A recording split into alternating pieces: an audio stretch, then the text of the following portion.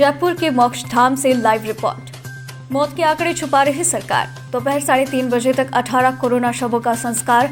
चिताओं के ठंडे होने तक एम्बुलेंस में शवों को करना पड़ रहा इंतजार।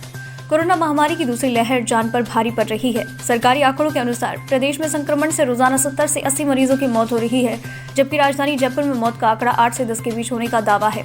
हालांकि हकीकत कुछ और ही है।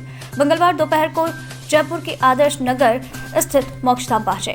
यहाँ मोक्षधाम के बाहर से ही एक साथ काफी चिताओं की लपटें उठती दिखाई दे रही थी।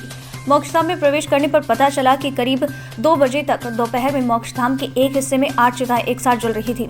वहीं कुछ दूरी पर पीपी किट पहने परिजन बिलख रहे थे और कुछ थे जो एकटक गुमसुम अपने को विदाई दे रहे थे। लेकिन कुछ ऐसे भी थे जो कि लावारिस शव पड़े हुए थे, जिनकी ना कोई पहचान ना ही कोई उनको अंतिम विदाई देने पहुंचा। ऐसे में श्रीनाथ गौशाला ट्रस्ट की ओर से मोक्षधाम में मौजूद कर्मचारी ही इन चिताओं को अग्नि देने में जुटे हुए थे। वहां मौजूद पंडित श्याम ने बताया कि इतनी मौतें तो पिछले साल भी नहीं हुई। अब तो रोजाना एक चिता ठंडी नहीं होती तब तक दूसरी लाश आ जाती है। कुछ दिनों से ये सिलसिला बढ़ गया है। जयपुर कमिश्नर की माताजी सहित 18 कोविड शवों का दोपहर 3:30 बजे तक अंतिम संस्कार।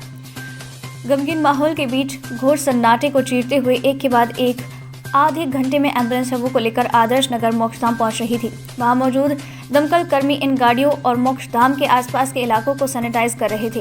भास्कर संवाददाता करीब 3 घंटे बाद वहां पहुंचे।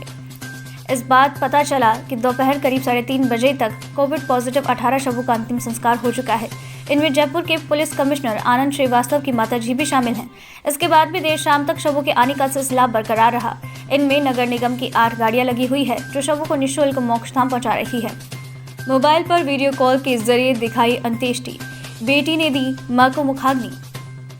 कोविड गाइडलाइन और महामारी के डर से लोग मोक्षधाम तक नहीं जा पा रहे। ऐसे में ज्यादातर शव संबंधित अस्पताल की मोर्चरी से सीधे एम्बुलेंस के जरिए आदर्श नगर मोक्षधाम पहुंच रहे हैं। वहीं मालवीय नगर निवासी रेखा जारानी की चिता को उनकी बेटी मुखाग्नि दे रही थी। शव के साथ 6 लोग मौजूद थे।